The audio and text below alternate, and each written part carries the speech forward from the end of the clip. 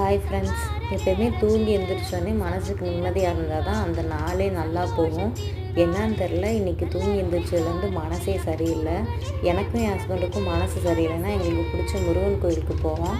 இன்றைக்கி டைம் இல்லை அப்படின்றதுனால வீட்டிலையே சரி வீட்டை க்ளீன் பண்ணிவிட்டு வீட்டிலையே சாமி கும்பிட்ருவோம் அப்படின்னு சொல்லிட்டு சாமி கும்பிட்றதுக்கான வேலையெல்லாம் ஸ்டார்ட் பண்ணோம்.